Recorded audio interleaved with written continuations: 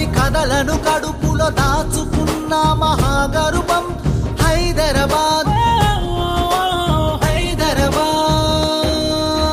సకల సంస్కృతుల సమ్మేళనం, సర్వ మతాలకు దేవాలయం, వందలేళ్ల చరితకు దర్పణం మా భాగ్యనగరం. ఆకాశం వీడిన స్వర్గం